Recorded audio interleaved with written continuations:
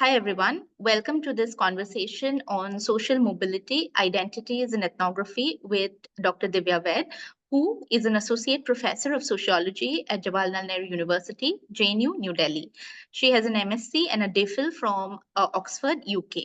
Her research interests include the study of social mobility and inequalities, educational attainment, class, and political participation, with an interest in the application of quantitative and mixed methods.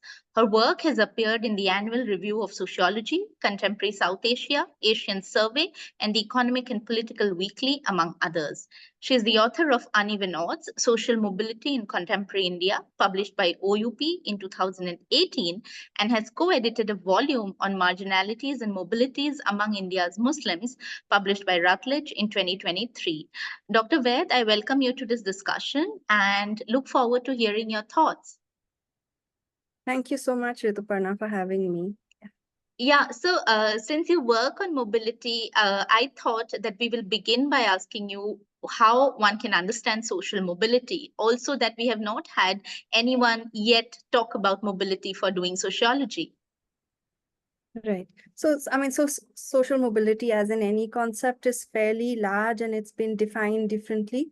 I think very simply put, the history of social mobility, goes back over 100 years. Sorokin wrote his treatise in 1927 when he was talking about and defining social mobility. And since then, but especially within sociology, is one of the most consistently studied and studied in a comparative frame, the area that has been studied in a comparative frame. But the focus has often been on the global north or developed countries. Only in the last decade or so, you see a lot more work on the in the developing world. So social mobility is essentially movement between social strata. And its social strata are defined differently. In much of the literature, social mobility is movement between occupational class categories. And it could be between groups. So for instance, caste-based mobility would be mobility at the group level. You could have individual level mobility, which would be occupational mobility. And then further, you can think about mobility as either intergenerational, which is from one generation to another. So from fathers to children or mothers to children, the kinds of occupational changes or social class positions or status, for instance, that changes. Economists look at it through income and wealth. And you can also think about it in terms of intra-generational mobility, which is basically mobility over the life course. So, and otherwise called career mobility. So from your first job to your present job, the kinds of movement that one might go through is one example of intra-generational mobility. However, within sociology, as in any other discipline, there are different ways that people have approached this understanding of social mobility. As I mentioned, economists look at income and wealth elasticities. Sociologists mostly tend to look at either one of two approaches. One is through what's called status attainment. Very simply put, if we know what a person's final destination or final occupation is, what are the factors that might have led them to be there? And one of those stages could be the class they were born into, but the others could be education, for instance, or their gender, or whether they were born in a rural or an urban area, etc. And the other approach is this class mobility approach, which is usually looked at in terms of father to sons or father to daughters, less so in terms of mothers to son and mothers to daughters, but that's a data issue. And definitions come into play. But it's essentially what we're thinking about is movement. However, within sociology, there's also discussion on how spatial mobility is another form of social mobility. And I don't entirely agree there. I think spatial mobility is important for social mobility, but usually social mobility is defined as movement between strata, more often in terms of social class, for instance. Right. Thank you for that comprehensive idea about how to look at mobility. Could you also talk a little bit about the ideas of how mobility is socially constructed? Right. So mobility is, of course, one is that we look at, and I think to answer this, I should take a step back and say that this 100-year history of studying social mobility, particularly now from a sociological perspective, has been a very quantitative history. It's been predominated by macro studies. It's one of the most sophisticated areas within sociology in terms of looking at patterns and trends of social mobility. But we also know that social mobility is socially constructed. People imagine themselves in terms of certain ways of thinking about social mobility. For instance, one of them could be through aspiring for social mobility. The other could be through education as an avenue and imagining what education can do for one in terms of gaining access to social mobility. I think it's worth mentioning that when we use the term social mobility, it has a very uplifting feeling, like it's about upward mobility. But we should be aware that social mobility can be in either direction. Social mobility can be both upward and downward mobility. Social mobility also includes horizontal movement, which is movement among strata which are roughly at the same kind of level. When we aspire, we usually aspire for upward mobility. What we're thinking about is how do we get better than potentially a generation before or from my first job, depending on if it's inter or intra-generational mobility. So when we think about, and studies that have looked at the social construction have looked at aspects such as this, thinking through aspirations or education. Sorry, I was muted. Yeah. So since you talked about education, so how is education connected to ideas of social mobility? Sure.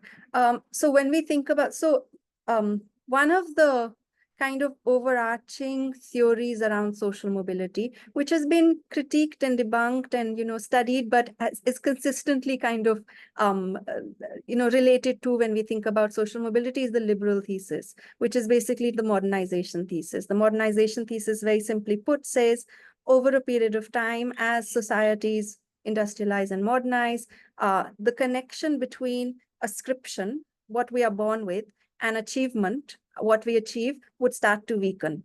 And one of the factors that would influence this kind of weakening of this connection is education. Through education, even those who might not be born into certain ascriptive, might not have the resources, are able to achieve and aspire to social mobility. So education then becomes a very crucial pathway to social mobility. Education is the way through which we imagine the weakening of the origin-destination association.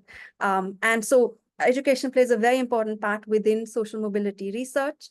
There are, of course, discussions around equality of opportunity and equality of outcome.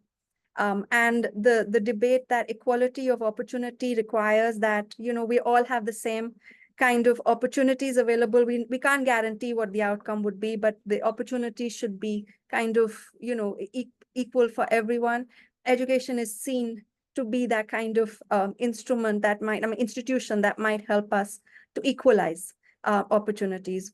However, research, of course, shows that there are inequalities, of course, within education.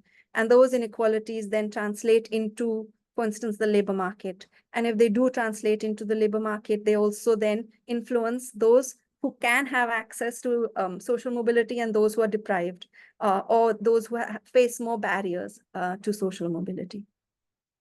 Right. Let me also ask you about the fields of social mobility. What are the fields? And if you could talk about it using some examples from your own work. Sure. So when we think about social mobility it plays out, especially in the way that I've kind of defined it in relation to the labor market. It plays out in the labor market. So we can imagine one of the fields in which it plays out is through thinking through the kinds of opportunities or barriers within labor markets that might allow someone to rise or to fall or protect certain people. In a paper, there is this book called Social Mobility in Developing Countries by Vigard Everson et al. And in that, I have a chapter which looks at the ethnographic approach to social mobility. And in that, I discuss how we can think about, because that's a kind of a global review of developing countries. I'm looking at, literature from across the globe. But if I had to think about, in the Indian context, caste could potentially be one of those fields in which we think about social mobility. So we know that caste can be a hindrance. Caste can also be a kind of, can benefit certain people in terms of access to resources. And those resources could be something like education. And that education in turn then influences the kinds of jobs that one might have. And so this plays out in terms of, the kinds of access. And this, of course, has on another way, if we had to look at it, then in terms of the labor market, we have people who, so for instance, work on gender and the labor market. And I've done quite a bit of work. My book particularly is very interested in like gender differences. So just access to jobs and what that does to patterns of social mobility is very important. So thinking about social mobility, both in terms of how we construct it, how it's socially constructed, and the kinds of fields that it plays out with, helps us to kind of have a more comprehensive understanding of social mobility. As I said, predominantly the literature around social mobility, if you were to look at it and do a Google search, is going to throw up things which are very highly quantitative. And a lot of my work lies over there. But I think the gap is that the usefulness of those macro things is it establishes patterns, establishes trends. We are able to say what are the periods in which, because we can do it long durée, what are the periods in which you've seen an increase in upward mobility or a decline or a stagnation. So that's very important. But to go one step further, to really understand how people articulate and experience social mobility, we need other kinds of methods. And so, as I argue in that paper I mentioned, I'm also looking at how within using the ethnographic approach, how people have looked at mobility. And if you think about it, there's really in India probably only one book which has the title Social Mobility in Kerala by the Filippo and Caroline Osella. Otherwise, social mobility isn't really the term, but all of this literature around aspirations, around anxieties, around middle classness, all of that is in some way really talking about this kind of project to social mobility and the anxieties around social mobility. I think I want to ask more about the significance of the ethnographic approach in studying social mobility, particularly in the developing world, because you did mention that the approach has been global north centric. So, how does ethnography bring out specificities of the global south?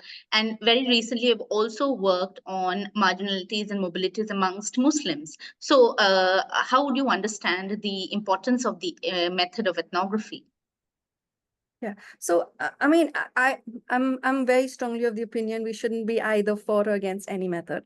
I think the richness of what sociologists do is that we pick a method that is appropriate to the research question that we have in mind. So if the research question is one of what are the patterns, what are the trends, what is the way in which education impacts on, destinations, how does education help or hinder social mobility at the macro level, then, we need a quantitative approach.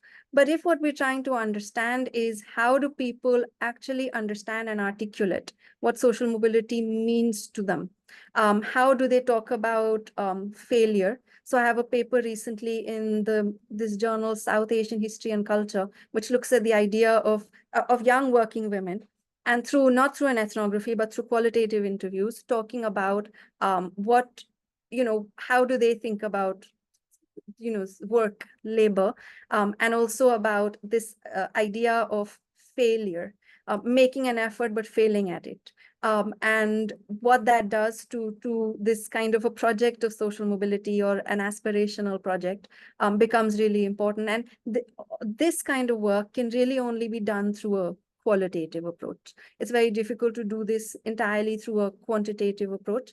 And in answer to your question about the Global South and looking at ethnographies, while doing that review, I realized that there are so many themes on which there has been work, and there are parallels that one can draw across the world. For instance, gender is one of them.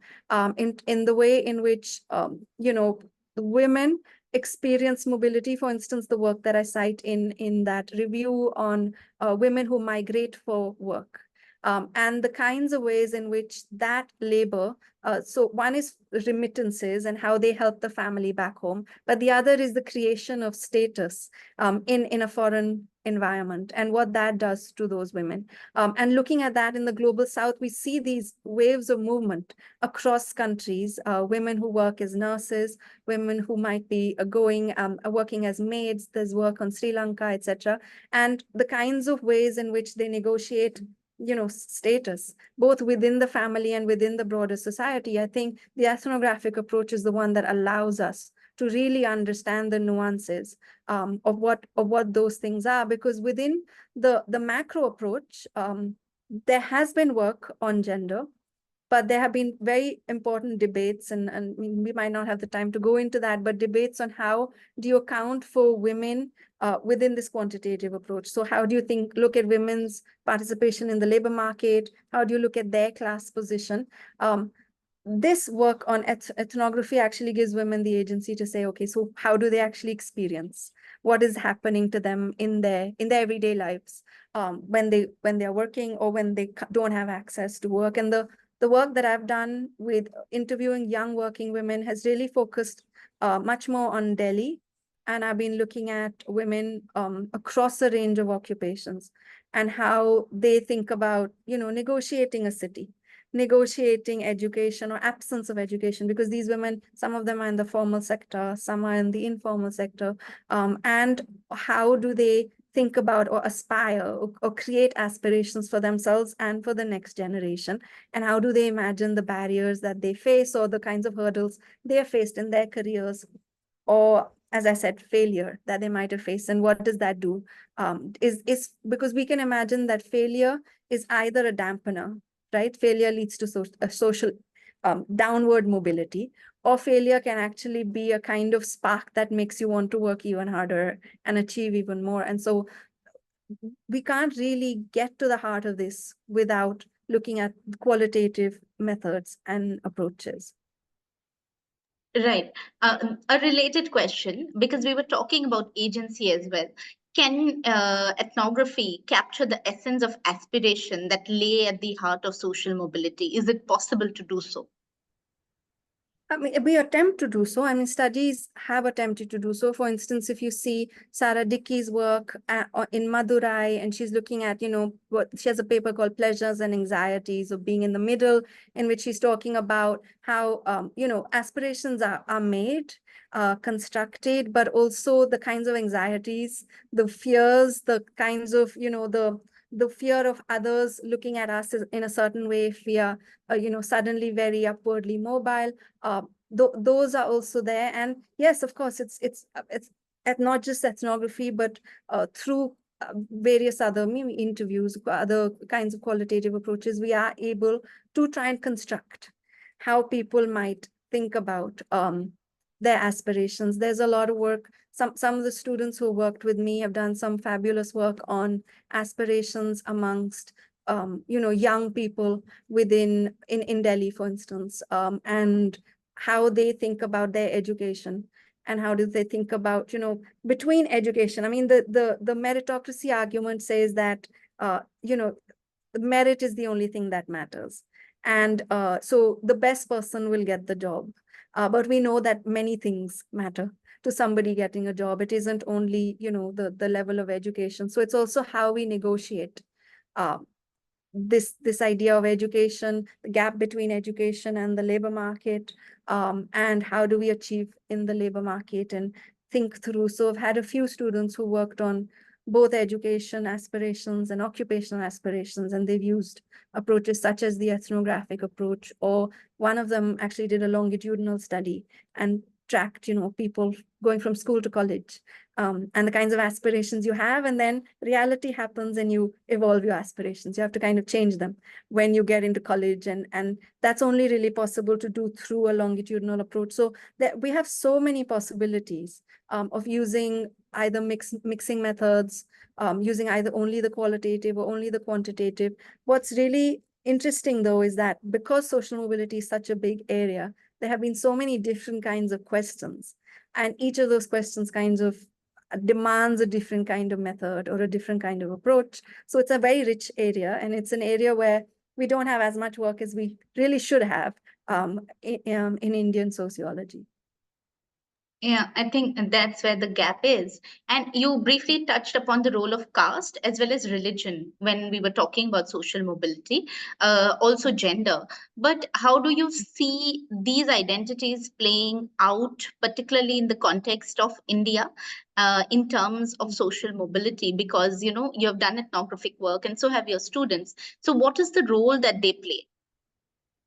Yeah, so I should be clear, I've never done an ethnographic work. I've written about ethnography, and I think we should treat ethnography, the ethnographic approach is much more than just a qualitative approach. It's an approach to method and way of writing. But yes, using a qualitative approach, yes, looked at some of these things. I think I'll first talk about this through the quantitative approach and how we've seen that, and then I'll follow it up with what we see through the qualitative. So of course, there are multiple identities. And when we are trying to study, one of the questions we ask ourselves when we are looking at patterns of social mobility, what has changed over time in the Indian context? For instance, we know that gender potentially makes a difference to who has access to the labor market and who gets what kind of jobs. We also know that caste potentially makes a difference, religion makes a difference. What the studies on patterns shows us is that there is, for instance, if I look at the results on caste, and I'm talking about now from my book, which is using national level data set. So I'm basically looking at data set which covers a period from 1996 to 2014, and it's every national election year. So we have this data that goes over a period of time, and we see that there is the pattern of social mobility is that India is a fairly intergenerationally stable country. We do see periods of social mobility, an increase in social mobility in the last few decades. We do see more of an increase, especially of upward mobility. So it's a society that is opening up, and there are opportunities for social mobility. When we look at whether those patterns are different by gender, they're clearly different by gender. Women tend to be located in lower level professions or in more insecure employment. And so their range of social mobility is not the same as that for men. There are, of course, rural-urban differences in this, but I'm talking really big right now. I'm not going into the nuance. When we look at caste, we see that the association between caste and class, social class, has evolved over time. However, we do see some kind of a patterning on the extremes, and we see that there is an increase in social mobility across caste groups, but certain groups are protected from downward mobility, and certain groups are clearly facing barriers to upward mobility. Now, when we think about, and this can be extended to religion also, the newer book looks at these macro patterns by religion.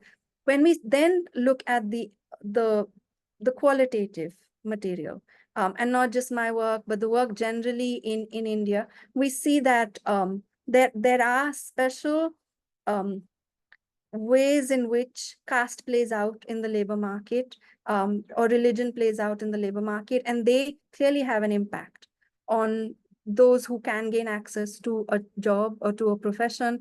But things are not stagnant. It's not like we are a closed society. I think this positioning of India as a closed society in terms of social mobility opportunities is problematic. There are opportunities for mobility, but you can see certain barriers that exist in those kinds of options. So one of the classic ethnographies is a book called Social Mobility in Kerala by Filippo and Caroline Osella, which looks at the Iravas.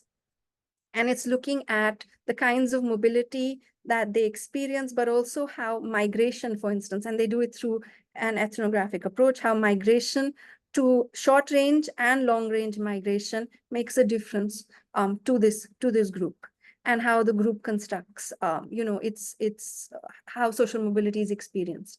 But that there are also heterogeneities within the Iravas. There are some who've done better and some who've not done so well. So ethnography allows us to be able to get to that nuance in a way that the macro patterns might hide some of those things. So a combination of both a macro and a micro really helps. And it potentially not just in social mobility, it really helps for us to be able to step back and see what the big picture is, but also go in depth and see, what are the experiences.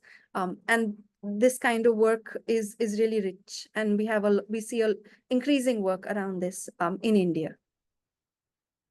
Right. And yeah, what you say definitely makes sense. Last question. What is the relationship between migration and mobility? All right. So if we look at, if you do a search and you search for social mobility, often some of the literature that comes up is about migration, mobility through migration. Social mobility in terms of, let's say, social class mobility, in the way that I've been talking about it, is influenced very much by opportunities to be able to move. So if we saw migration as a choice, some people choose to migrate, but also that migration might not be a choice. There's forced migration. You would see very different kinds of trajectories of social mobility that are experienced by these groups. And migration can help them overcome the kinds of limitations in wherever their home space was to move out of it. But migration can also be something that is thrust on people and leading to more precarity. So there is an intertwining of migration and social mobility, and it's very useful to study them together. Space in itself, not just spatial movement as in migration, but space makes a difference, because we also see through studies on, for instance, residential segregation, where people live can constrain people in terms of the access to resources, for instance, schools, or distance to a job. And that can have an influence on and an impact on social mobility opportunities. So both, so looking at space, both in terms of where people live and work, and also the possibility of movement, plays a very important role in social mobility research. But we see much fewer work, much less work, which is on social mobility through migration. Increasingly, we see a little bit of it, but this is an area that really deserves much more attention. Right. Well, thank you so much, Dr. Vaid, for talking to Doing Sociology about social mobility and the way ethnography can bring out nuances of mobility, its interconnections with identity as well as migration. I'm really, really thankful to you for taking time out for this. Thank you so much for having me. Thanks.